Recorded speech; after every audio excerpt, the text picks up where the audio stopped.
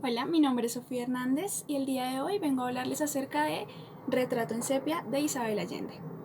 Retrato en sepia es el segundo de los libros de la trilogía involuntaria de Isabel Allende.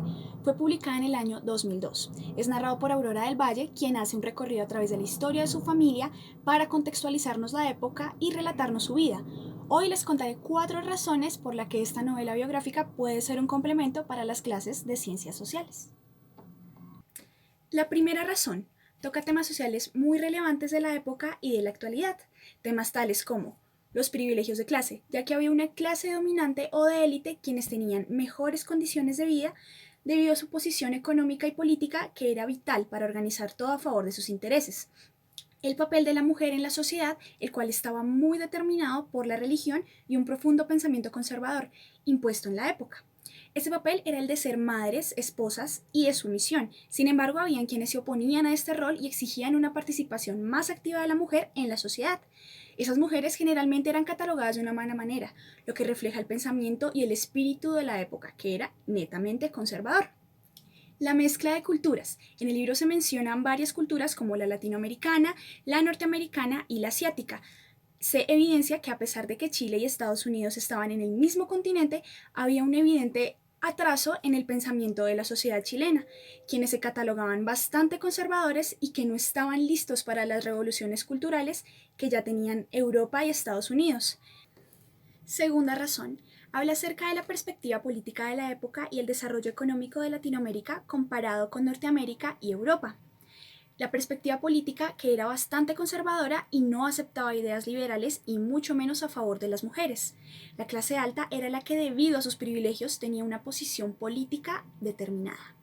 Los sistemas económicos tales como los feudos. A finales del siglo XIX, el capitalismo era el principal sistema socioeconómico mundial. Sin embargo, en Latinoamérica aún se tenían actividades económicas muy coloniales, tales como los feudos, ya que una aristocracia feudal gobernó los países latinoamericanos durante los siglos XIX y XX, impidiendo el desarrollo del capitalismo y fomentando el surgimiento de una burguesía nacional. Además, aún se tenían prácticas muy agresivas de evangelización a las comunidades que lograron sobrevivir a la masacre colonial. También tiene una perspectiva feminista, ya que la autora hace una crítica y describe con ironía las perspectivas machistas y misóginas de los personajes. Además, muestra siempre que sus personajes femeninos son fuertes y poderosos. En esta obra se evidencia la gran importancia de los personajes femeninos, pues son ellas quienes desarrollan el papel protagónico de la historia.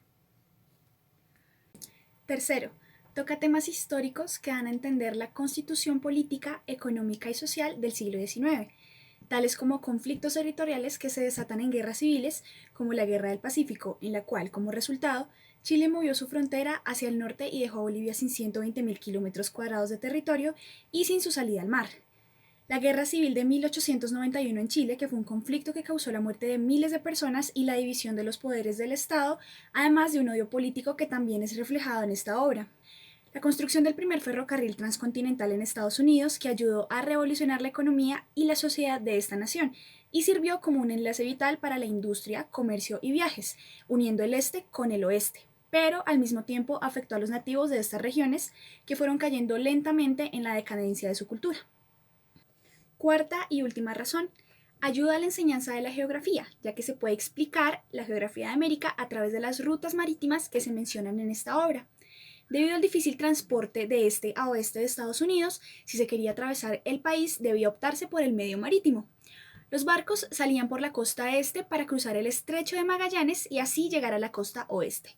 Por esto, Valparaíso, al ser el lugar donde generalmente los barcos hacían paradas, se vuelve un puerto central, ya que la presencia de un gran número de extranjeros transformó la sociedad porteña, otorgándole un carácter cosmopolita y haciendo que Valparaíso se convierta en un pueblo conectado con el mundo.